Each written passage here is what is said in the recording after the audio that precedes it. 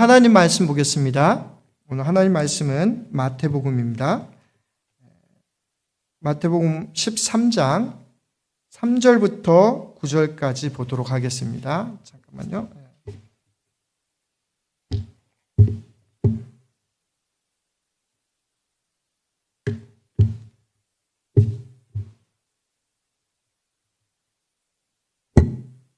마태복음 13장 3절부터 9절까지 제가 읽어드리겠습니다. 예수께서 비유로 여러 가지를 그들에게 말씀하여 이르시되 씨를 뿌리는 자가 뿌리로 나가서 뿌릴새 덜어는 길가에 떨어짐에 새들이 와서 먹어버렸고 덜어는 흙이 얇은 돌밭에 떨어짐에 흙이 깊지 아니하므로 곧 싹이 나오나 해가 돋은 후에 다시 뿌리가 타서 뿌리가 없으므로 말랐고 덜어는 가시떨기 위에 떨어짐에 가시가 자라서 기온을 막았고 덜어는 좋은 땅에 떨어짐에 어떤 것은 100배, 어떤 것은 60배, 어떤 것은 30배 결실을 하였느니라. 귀 있는 자는 들으라 하시니라. 아멘. 오늘은 본문을 가지고 내 마음의 밭이라는 제목을 가지고 여러분에게 말씀드리도록 하겠습니다. 혹시 여러분 중에 올해 밭농사 시작하신 분 계신가요? 네. 여러분이 하신 것 같아요. 어떤 분은 크게 농사를 짓기도 하시고 아주 조그맣게 하시는 분도 있는데 저희 집 주차장 뒤편에도 조그만 텃밭이 있습니다. 한 서너 평 될까요? 2주일 전에 올해는 좀 늦게 보통은 좀 빨리 하는데 저희 아내랑 팔을 걷어붙이고 텃밭을 정리하기 시작했습니다. 그동안 날씨가 좋아서 온갖 잡풀들이 이렇게 다 있더라고요. 그래서 풀들을 걷어내고 그 잡풀 중에 제일 힘든 게 민들레예요. 민들레는 왜 그렇게 속이 깊은지 그 민들레 뽑아내고 그다음에 코스코에서 사온 거름 세포를 위에 딱 깔고 삽으로 푹푹 찔러가지고 덮기 시작했습니다. 그러니까 파서 엎기 시작했습니다. 그리고 나서 두둑을 만들고 거기에다가 상추와 고추와 호박을 심었습니다. 자급자족하는 꼭 장마당 같은 그런 느낌이 듭니다. 그러나 그 조그만 텃밭이 있다는 것이 얼마나 감사한지 모르겠습니다. 깻잎은 안 심었어요. 저절로 나오더라고요. 그러니까 조금 있다가 자라면 그냥 옮겨 심으면 이렇게 되더라고요. 올해도 이렇게 하는구나. 평상시 안 하다가 올해 하니까 또 허리도 아프고 손에 베기기도 하고 힘들었는데 옛 성경 말씀에 그런 말씀이 있지요. 아침에 일찍 하루를 바깔지 아니하면 1년 내내 배가 고프다. 그런 얘기가 있습니다.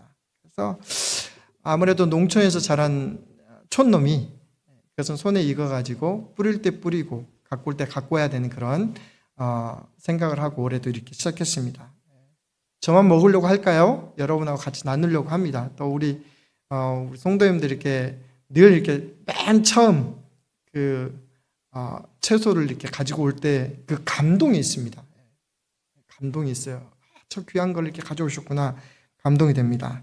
자, 오늘 본문은 예수님께서 우리에게 들려주신 이야기 중에 아주 익숙한 본문입니다. 근데 오늘 말씀에 들어가기 전에 전제할 것이 두 가지가 있습니다. 첫 번째 전제는 뭐냐면요. 여러분 모든 성경 중에 좀 특별히 오늘 마태복음 13장과 같이 어떤 성경은 별명이 붙어 있습니다. 고린도전서 13장은 무슨 별명이에요? 사랑장. 히브리서 11장은 무슨 장입니까? 믿음장. 그러면 마태복음 13장은 무슨 장일까요? 천국 비유장입니다. 천국 비유장. 천국장이라고 이렇게 해도 되십니다. 발음 잘해야 되죠? 천국장 하면 안 될 것 같아요. 천국에 대한 비유를 7가지를 가지고 가르쳐 주셨습니다. 씨 뿌리는 자의 비유, 그 다음에 겨자씨 비유, 누룩의 비유, 가라지의 비유, 밭에 감추인 보화 비유, 좋은 진주 비유, 그물에 걸린 좋은 물고기 비유. 이것의 전체적인 공통점이 하나 있는데 뭐라고요? 천국이라고요. 그만큼 예수님은 저와 여러분이 천국에 대한 소망을 갖기를 원하십니다. 우리 안에 천국에 대한 가치를 심고 또 천국에 대한 역사가 저와 여러분 삶 가운데 드러나기를 원합니다. 그래서 오늘 본문 9절은 어떻게 끝나냐면 귀 있는 자는 뭐 하라고요? 들을지어다. 예. 이 말씀을 듣는 저와 여러분이 영적인 눈이 열리고 귀가 확 열려서 뭘 보기를 원하냐면 천국을 보기를 원한다. 그 천국을 이 땅에서 살고 그리고 궁극적으로 천국에 가기를 원한다라는 것입니다. 여러분 그 마음을 깨달아지십니까? 예. 사실 천국 얘기하면 굉장히 복잡한 마음이 듭니다. 왜냐하면 여러분 정말 천국과 지옥이 존재한다는 사실을 믿습니까? 예. 누가복음 16장에 보면요. 천국과 지옥에 대해서 이처럼 리얼하게 나타난 게 없어요. 부자는 어디에 갔죠? 천국에 갔습니까? 부자는 지옥에 갔고요. 그 집 앞에서 맨날 거지처럼 먹던 나사로는 천국에 갔습니다. 분명하게 천국에 있는데 근데 지옥에 간 이 부자를 불꽃에 타서 그가 가장 원했던 게 뭐냐면 손가락 하나에 찍어서 혀에 묻혀줄 그 물 한 방울, 그 서늘함이 이게 필요했습니다. 여러분 천국과 지옥은 분명히 존재합니다. 요한계시록에도 우리 하나님께서 마지막 날에 우리가 행한 모든 것들과 그리고 우리의 이름이 생명책에 기록된 것들을 보고 천국과 지옥으로 나눈다라고 했습니다. 근데 그때의 심판은 뭐냐면 영원성을 갖고 있습니다. 한 번 가면 안 바뀐다라는 것입니다.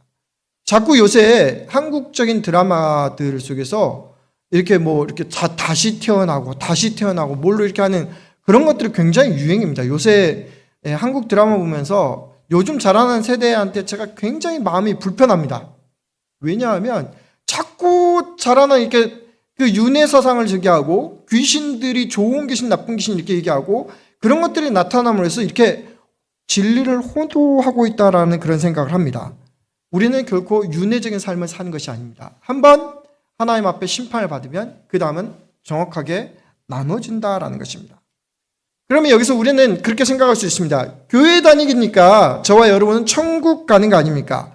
여러분 누가복음 16장에도 뭐라고 말씀하고 있습니까? 부자도 나사로도 뭐예요? 유대인이에요. 유대인들은 누구를 섬기는 사람입니까? 하나님 섬기는 사람입니다. 근데 한 사람은 천국에 갔고 한 사람은 지옥에 갔단 말이에요. 예수님께서 그런 말씀을 얘기하지요. 나더러 주여 주여 하는 자마다 다 천국에 갈 것이 아니라 오직 하나님의 뜻대로 행하는 자라야 천국에 갈 것이다. 많은 사람들이 그렇게 얘기합니다. 나는 예수 믿었어. 예수님 영접했어. 나는 구원이 보장됐어. 맞습니다. 근데 예수님 영접한 사람 그 다음부터는 누구랑 같이 사는 거예요? 예수님하고 같이 사는 거예요. 우리 안에 예수님을 주님을 모시고 예수님의 가르침과 그 말씀 속에서 살아가도록 노력하는 거예요. 그렇게 됐을 때 우리 안에 어떤 삶이 시작되냐면 성결한 삶이 시작됩니다. 하나님이 기뻐하는 삶을 살게 된다는 것입니다. 우리가 우리 스스로의 노력이 아니라 우리 안에 계신 예수님의 말씀 때문에 우리 안에 계신 성령님 때문에 우리가 하나님을 기뻐하고 하나님께서 축복하시는 그런 천국과 같은 삶을 살다가 천국으로 가게 된다라는 것입니다.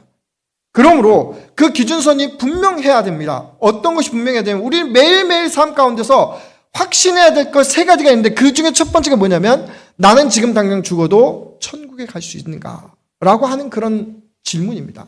여러분 구원의 확신이 있습니까? 네. 여러분 가운데 구원의 확신이 있기를 원합니다.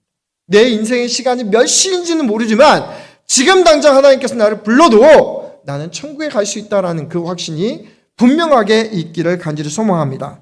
두 번째 전제는요. 첫 번째는 예수님은 정말 저와 여러분이 천국에 대해서 소망하기를 원했고요. 두 번째 전제는 뭐냐면 오늘 씨 뿌리는 자의 비유로 가서 우리가 오해하지 말아야 될 게 있습니다. 뭐냐면 씨를 뿌리는 자와 그리고 씨는 아무 잘못이 없다라는 거예요. 거기에 씨를 뿌리는 사람은 하나님이 될 수도 있고 예수님이 될 수도 있습니다. 씨는 뭐라고 나왔냐면 천국 말씀이라고 되어 있습니다. 자, 어디 우리는 분명하게 알아야 될 것은 뭐냐면 어느 순간이든 어느 시간이든 어느 장소이든 하나님의 말씀은 계속해서 우리에게 뿌려지고 있다라는 사실을 알아야 됩니다. 나도 알게 모르게 그 말씀이 뿌려졌어요. 제가 알게 모르게 인식하지 못하는 사이에 김영철 집사님 저를 보신 것처럼 저는 거기에 어떻게 만나게 됐는지 모르지만 하나님 말씀이, 하나님의 계획이 그곳에 뿌려진 것이다 라는 것입니다. 사실은 예수님 시대에 농사하는 방법이 좀 특이했어요. 요새 세상에 씨앗을 뿌리는데 길가에다 뿌리고 돌짝밭에다 뿌리고 가시덤불에 누가 뿌려요? 저라면 절대로 그렇게 하지 않습니다. 근데 왜 이런 일이 벌어졌냐면 예수님 당시에는 밭을 갈 것도 그렇게 흔하지 않았고, 그리고 그 당시 가장 주로 하는 농사 방법이 뭐냐면 그냥 나귀에다가 등에다가 등짐에다가 이렇게 씨앗, 곡식을 담은 그 씨앗을 가지고 등짐을 매게 합니다. 그리고 그 옆에 한쪽을 딱 뜯어나가게 해가지고 나귀가 가는 대로 씨앗이 흩어지면서 뿌려지는 거예요. 그러니까 당연히 어떻게 되는 거예요? 그게 길가도 뿌려질 수도 있는 거고, 돌짝밭에도 뿌려질 수도 있는 거고, 그 다음에 가시덤불 속에서 뿌려질 수도 있는 거고, 또 어디서 뿌려질 수 있는 거예요? 좋은 밭에도 뿌려질 수 있는 거예요. 확률상으로 어디에 뿌려질 확률이 제일 높은 거예요? 사실은 좋은 밭에 뿌려질 확률이 높을 뿐이에요. 그러나 그렇다고 해서 길가나 돌짝밭이나 가시덤불에 뿌려지지 않는다는 말이 아니에요. 그것을 이해하면 우리는 이 본문의 비유를 생각할 수 있습니다. 그런데 아까 전제에서 뭐라고 말씀드렸다고요? 씨는 아무 문제가 없어요. 뿌려진 천국 말씀에는 생명력이 있다라는 것입니다. 그 말씀에는 살아서 역사하는 힘이 있는데요. 오늘 예수님께서 그 씨앗이 제대로 심겼더니 몇 배의 결실을 맺는다고요? 30배, 60배, 100배의 결실을 맺는다라는 것입니다. 즉 다시 말해서 하나님 안에서 하나님 말씀대로 살면 우리 삶 가운데서 어떤 것이 보장됐다고요? 30배, 60배, 100배의 결실을 맺는 보장이 주어졌다라고요. 여러분 믿습니까? 예, 그 가치를 가지고 살아가는 것이 바로 우리 그리스도인들의 모습이다라는 것입니다. 여러분, 우리 하나님은 이런 것을 확신하셨어요. 이런 것을 우리에게 약속하셨어요. 이것을 우리가 날마다 해야 되는 두 번째 확신, 무슨 확신이라고 하면 하나님이 우리의 쓸 것을 아시고 공급해 주시는데 풍성하게 해 주신다. 즉 다시 말해서 임마누엘 되신 하나님이 우리 가운데 공급해 주시는 확신이 있다라는 그 사실을 가지고 살아야 돼요. 구원의 확신, 그리고 공급의 확신, 그리고 세 번째 확신이 뭡니까? 그렇게 함으로 해서 우리가 하나님 안에 살면서 세상 속에서 지는 삶이 아니라 이기는 삶, 승리의 확신이 우리 가운데 주어지게 되는 거예요. 그것을 날마다 여러분 맨 아침에 일어나서 하나님 앞에 기도하시면서 말씀을 읽으시면서 그것을 가지고 이렇게 해야 된다라는 것입니다. 제가 요새 교회를 이쪽으로 옮기고 나서 조금 힘들어졌습니다. 사람들 때문에 힘들어진 게 아니라 말씀을 아침마다 이렇게 올려야 되는데 이게 아주 쉬운 방법이 있습니다. CGN에서 생명의 삶을 매일 그 전날, 여기는 미국이니까 한국 시간에 맞춰서 그 전날 12시에 이렇게 올립니다. 그래서 그걸 그냥 올려버릴까 이렇게 했는데 감동이 나지 않더라고요. 그래서 제가 이제 묵상하면서 이렇게 저기를 하는데 저희 교회 성도님들 카톡방에 26분이 들어와 있습니다. 근데 요새 카톡을 얼마나 보나 이렇게 보니까 한 5분 정도는 아예 안 보세요. 아예 반응이 없습니다. 그러니까 21명이 보시는데 그 중에 여러분 카톡은 이게 보기만 해도 봤다라고 되는 거잖아요. 그 안에 내용이 아니라 하나님 앞에 기도하면서 씁니다. 항상 그날 아침 새벽에 제가 일어나서 그 글을 한 2시간 정도에 걸쳐서 이렇게 쓰는데 하나님 이 말씀, 생명의 말씀이 뿌려져서 그 한 사람이라도 변화된다라고 하면 하나님 난 쓰겠습니다. 하나님 난 기쁨으로 이걸 감당하면서 올리겠습니다. 그런 마음으로 제가 쓰고 있습니다. 뭐라고요? 거친 소상 속에서 살지만 하나님 말씀으로 우리가 승리할 수 있고 하나님의 공급하심 그 안에 30배, 60배, 100배의 결실을 맺을 수 있는 그 약속이 우리에게 주어졌다라는 것입니다. 자, 그렇다고 그러면 오늘 설교 제목이 무엇입니까? 내 마음의 밭입니다. The field of my heart. 목표가 무엇입니까? 성경 말씀 여러분 알지 않아도 자연스럽게 나옵니다. 우리 마음밭이 어떤 밭이 되기를 원하는 것이라고요? 좋은 밭이 되기를 원하는 것이 주님의 마음입니다. 말씀이 떨어져서 풍성하고 좋은 열매를 맺을 수 있는 그런 마음밭을 가꾸는 것이 오늘 예수님께서 비유를 통해서 우리에게 주시는 목표입니다. 그렇게 하려면 두 가지를 해야 됩니다. 첫째 뭐냐면 내 마음밭이 묵은 땅이라는 사실을 깨달아야 합니다. 사람이 얼마나 쉽게 변화될 수 있을까요? 쉽게 변화될 수 없습니다. 저는 여전히 믿습니다. 하나님의 말씀이 저와 여러분 가운데 세상 사람들 마음판에 들어가게 되면 반드시 역사하는, 살아서 역사하는 그 믿음을 갖고 있습니다. 그런데요, 저희가 10년, 20년, 30년, 40년 신앙생활을 했는데 사람이 그렇게 안 바뀝니다. 안 바뀌어요. 저희 교단에, 제가 속한 교단에 독일 프랑크푸르트에서 한 1000명 정도 모이는 그런 한인교회를 담임하는 목사님이 한 분 계십니다. 그 목사님이 교회에서 정말 제자훈련을 뜨겁게 하십니다. 근데 제자훈련 대상은 어디까지? 20대에서부터 40대까지. 20대에서 40대까지. 50대부터는 하는데 목사님이 기대하지 않습니다. 작년에 저희 교단 목사님들 수련회가 있었는데 3040은 불렀어요.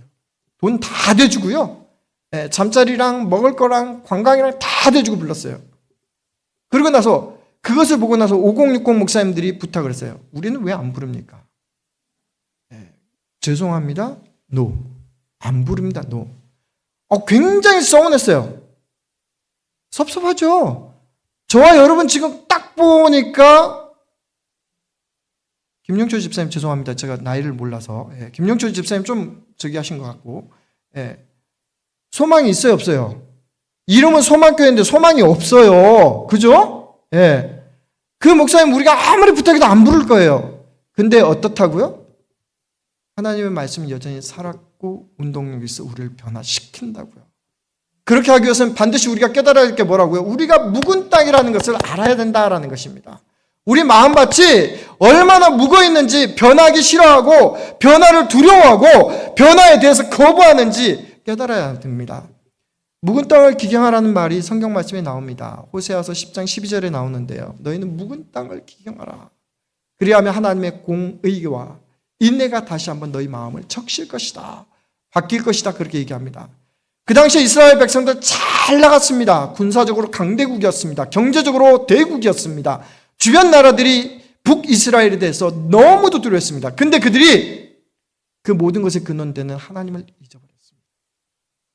그들 삶 가운데 이방신들을, 가나안 땅의 바알신과 아세라신을, 그리고 여러 신들을 섬기기 시작합니다. 하나님을 떠났습니다. 그들의 땅이 강팍하게 됐습니다. 그래서 계속 선지자들을 보내서 메시지를 보내는데 하나님의 의도는 분명했습니다. 너희가 하나님께로 돌아오라고 하면서 분명히 저 백성들이 듣기는 들어도 듣지 못할 것이고 보기는 보아도 깨닫지 못할 것이고 나는 쟤들이 깨닫지 않기를 원해. 그런 마음으로 했습니다. 개중에는 하나님께 돌아오려고 하는데 너무 소수라 눈치가 보여서 못 돌아옵니다. 그러나 그런 사람들은 구원을 받았겠죠. 그러나 결국 북이스라엘이 어떻게 됐습니까? BC 721년경에 아수르에 의해서 멸망당했습니다. 사랑하는 성도 여러분, 누구나 현재의 익숙함에 취해 있습니다. 현재 아무런 불편함 없으면 어떻게 돼요? 전혀 움직이지 않습니다. 그런데 미국 살다 보니까요, 발등에 불 떨어지니까 어떻게 돼요? 별일을 다 하더라고요. 제가 유학 오고 나서 2년 만에 모든 공급원이 끊어졌어요. 당장 애 엄마하고 애를 데리고 먹고 살아야 되는데 제가 그냥 있어야 됩니까? 아니죠. 세탁소 가서 일을 해야 되지요. 다른 딜리버리 해야 되지요. 다른 데 집에 가서 일해야죠. 발등에 불 떨어졌습니다. 여러분 발등에 불 떨어졌는데 누가 채워주기만을 원합니까? 아니죠.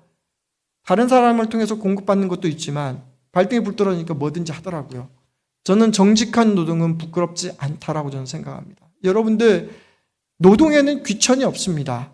무엇을 하든지 여러분 대학교를 어디를 나왔고 내 직장이 무슨 생활을 했든지 간에 하나님께서 여러분에게 부여하신 그 노동은 아름답고 신성한 것이다 라는 것입니다.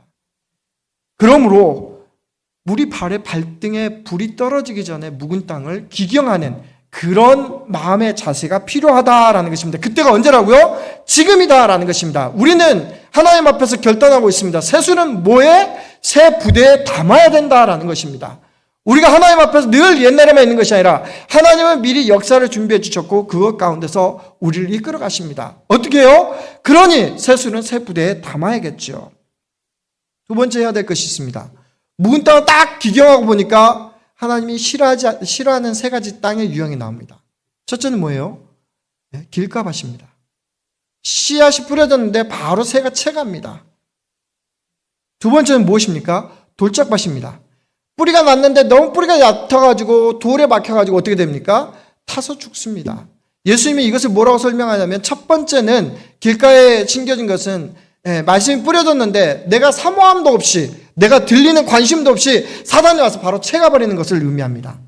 두 번째 돌짝밭은 뭐라고 얘기합니까? 믿음이 너무 연약해서 밖으로 환난이나 박해가 오면 바로 믿음을 포기하더라라는 것입니다. 시험 받아서 포기하는 거예요. 세 번째는 무엇입니까? 가시덤불입니다. 처음에는 잘 자라는데 어떻게 됩니까? 가시의 기운에 막혔다랍니다. 여러분 영어 단어 중에 초킹한다는 말 있죠. 초킹한다는 말 아주 정확한 표현이라고 생각합니다. 꽉 막혀가지고 나가지도 못하고 내려가지도 못하고 그런 상태입니다. 제가 옛날에 제가 쓸개 빠진 놈입니다. 간은 하나님이 좀 살려주셨어요. 쓸개를 뺀 적이 있는데 이 쓸개를 빼기 전까지 어떤 현상이 벌어지냐면 고기를 먹으면 잘 먹고 나서 이게 소화가 잘 돼서 내려가서 되는 줄 알았는데 내려가지도 않고 올라오지도 않습니다. 보통 교회에서 바베큐를 하면 점심 때나 저녁 때 먹지 않습니까? 언제 고생을 해요? 밤 12시부터 1시, 2시까지 고생을 합니다. 여러분 그게 초킹한 거예요. 내려가지도 않고 올라오지도 않고 얼마나 고통스러운지 모릅니다. 떼굴떼굴 굴러도 안 돼요. 그래서 결국 어떻게 됐을까요? 쓸개 뺐죠. 과감하게 빼도 괜찮다라고 얘기하더라고요. 그래서 저 쓸개 빠진 사람입니다. 가만히 보니까 저희 교회에 쓸개 빠지신 분들이 몇 분 있더라고요. 저를 통해서 위로받으시기 바랍니다. 자, 좌우지간 이 세 가지 유형. 세 번째 유형은 세상의 유혹 때문에 나는 예배에 은혜 받으러 왔는데 지금 집에 놔두고 뭐가 생각나서 당장 해결해야 될 문제 때문에 염려가 돼서 꽉 막혀 있는 거예요. 이 세 가지는 어떻게 하라고요? 주님이 기뻐하지 않는 밭입니다. 반드시 갈아엎으라고 되어 있습니다. 사실 이 세 가지 그리고 마지막에 있는 좋은 밭 이 네 가지는 우리 마음밭에 여러분 마음밭은 어떤 밭입니까? 그 누구도 제 밭은 길가밭이에요. 제 밭은 뭐 돌짝밭이에요. 제 밭은 가시밭길이에요. 제 밭은 좋은 밭이 그렇지 않습니다. 이 네 가지가 끊임없이 순환하는 것 같아요. 대부분 좋은 밭인 것 같은데 어떨 때는 돌짝밭처럼 아주 마음이 차가워질 때가 있습니다. 특별히 다른 사람에게 좋은 말을 들었는데 관계에 따라서 나의 의도와는 상관없이 그렇게 사단처럼 역사하는 그런 때가 있습니다. 때로는 정말 별것도 아닌데 교회에서 시험 받아요. 뭐 좀 헌신하라고 그랬는데 왜 나한테만 그런 거 시켜? 내 나이가 몇인데. 그렇게 하시는 분이 있습니다. 그래서 꽉 눌려서 이렇게 믿음 때문에 이렇게 못 나가시는 분도 있고요. 때로는 어떤 사람 정말로 내가 지금 당장 급한 것을 해결해야 되는데 내가 너무 몸이 아파 죽겠는데 말씀이 안 들어옵니다. 교회에 오면은 그냥 두 손에 돈다발을 가득 줄 것 같은데 그런 기적을 바라고 수많은 유대인들이 지금 예수님 앞에서 이 말씀을 듣고 있는 것입니다. 근데 예수님께서 이 말씀을 합니다. 이 세 가지 밭은 안 돼! 다 갈아엎어야 돼.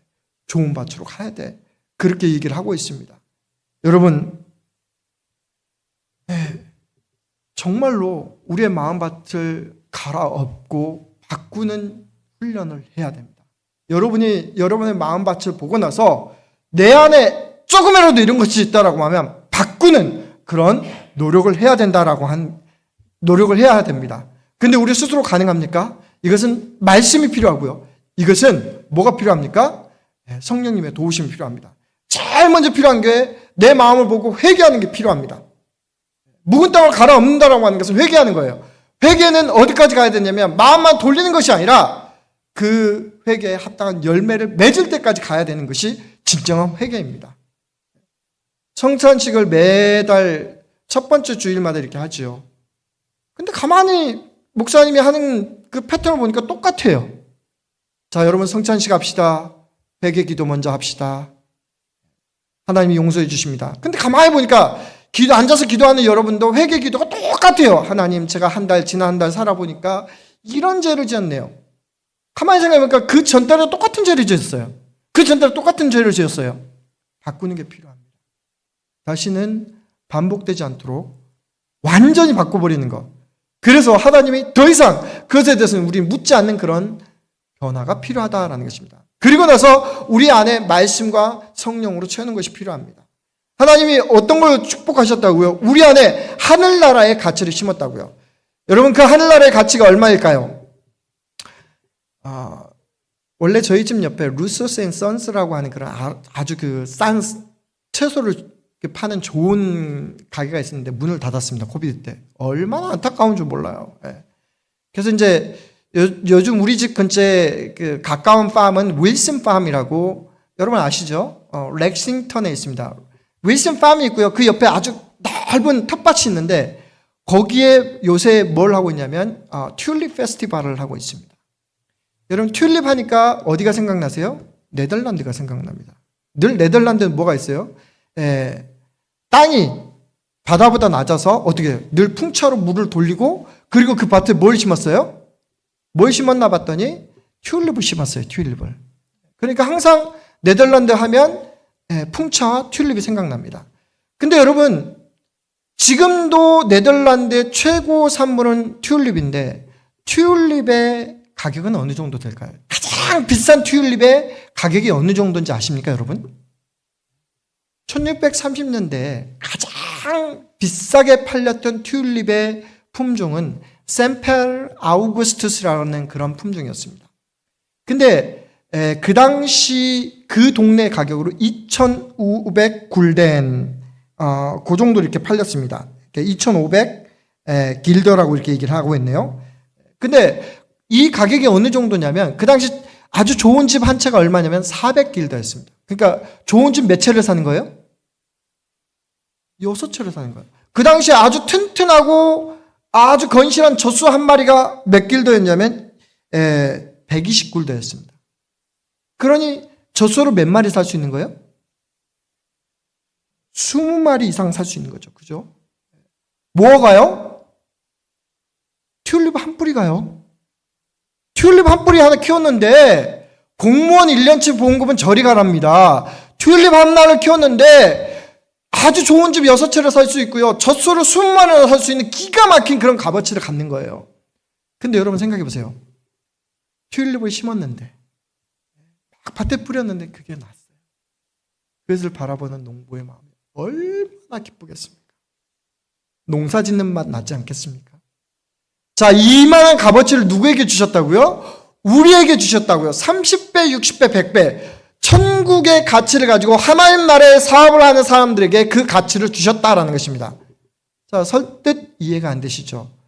우리 한국의 선교의 역사를 보시면 금방 이해가 될 것입니다. 구한말에 미국에서 장비 장로교에서 감리교에서 선교사님들이 파송됐습니다. 언더우드가 파송됐고요. 메리 스크랜튼 여사가 파송됐습니다. 그분들이 뭐 세웠습니까? 학교를 세웠습니다. 연세대학교를 세웠고 이화여대를 세웠고 또 수많은 기독대학들이 그 당시에 세워졌습니다. 숭신대라를 비롯해서 수많은 기독대학들이 세워졌습니다. 근데 여러분 보세요. 그 당시 뭘 심었어요? 아주 조그만 걸 심었어요. 뭘 심었어요? 하나를 심었을 뿐이에요. 하나를 심었는데 지금 어떻습니까? 그 학교들이 어떻습니까? 30배 크기입니까? 제가 보기에는 어마어마한 크기입니다. 대한민국에 영향을 미친 어마어마한 그런 크기들이 그곳에서 나왔다라는 것입니다. 그 소망을 누구에게 주셨다고요? 우리 안에 주셨다고요. 우리가 우리를 위해서 심는 것은 별 의미가 없지만 우리가 하나님을 위해서 심었을 때 그것은 어떤 열매를 맺는다고요? 30배, 60배, 100배 열매를 맺는다고요. 여러분이 하나님의 꿈을 가지고 하나님의 사업을 할 때 어떻게 된다고요? 30배, 60배, 100배의 결실을 맺는다. 말씀을 정리하도록 하겠습니다. 사랑하는 성도 여러분, 천국의 말씀이 내 안에 심어지기를 간절히 소원했으면 좋겠습니다. 그 좋은 씨앗이 심겨지도록 여러분 마음밭을 완전히 바꿔버렸으면 좋겠습니다. 묵은 땅은 갈아엎고 하나님이 기뻐하지 않는 길가밭, 돌짝밭, 가시덤불 확 뒤집어 놓고 천국의 가치와 천국의 소망을 여러분 마음 가운데 심었으면 좋겠습니다. 오늘부터의 삶은 내 삶의 한 가지 입술에서 나오는 것이든 행동에서 나오는 것이든 하나님 나라의 가치를 심어서 우리 가운데 2,500굴더가 아니라 우리 가운데 어마어마한 정말 이 세상을 담을 수 있는 그런 하나님 나라를 여러분들이 만들어갔으면 좋겠습니다. 그 꿈이 우리 가운데 있습니다. 하나님은 우리에게 많은 것을 심으라고 얘기하지 않습니다. 딱 하나를 심었는데 그것에서 엄청난 열매를 맺게 하십니다. 그 도전에 저와 여러분이 동참하시기를 주의 이름으로 간절히 축원합니다. 기도하겠습니다. 하나님 아버지, 너무 우리 안에만 생각했습니다. 너무 아버지 하나님의 생존에만 생각했고 먹고 사는 것에만 생각했습니다. 하나님은 끊임없이 그 생명의 말씀과 천국의 소망과 그 가치를 우리에게 심어주셨는데 아버지 하나님, 우리의 반응이 너무 작았습니다. 이제 다시 한번 결단합니다. 아버지 하나님, 저희를 도와주시옵소서. 우리의 묵은 땅은 주여 회개하게 도와주시옵소서. 하나님이 기뻐하지 않는 그런 불순종의 모습들, 아버지 교회를 세우는데 아버지 하나님이 악한 영향을 미치는 그런 것들은 전부 다 물리쳐 주시고 오직 주의 마음으로 다시 한번 하나님 나라를 꿈꿔보고 세울 수 있도록 도와주시옵소서. 그리하여 아버지 30배, 60배, 100배를 결실을 맺는 그런 보스턴 소망교회가 될 수 있도록 도와주시옵소서. 세상 사람들이 보기에 아무런 소망이 없는 아버지 그런 나입니다. 그러나 아버지 하나님, 우리는 말씀 속에 갇히고 다시 한번 나아가기를 원합니다. 하나님, 이 교회를 축복하시고 아버지 여기에 있는 성도님들 한 분 한 분을 축복하시고 그들의 삶 속에서, 그들의 믿음 속에서 하나님의 놀라운 역사가 일어날 수 있도록 주여 축복하여 주시옵소서. 오늘도 그 가는 길을 지켜 주시옵소서. 감사하고 예수 그리스도 이름으로 기도하옵나이다. 아멘.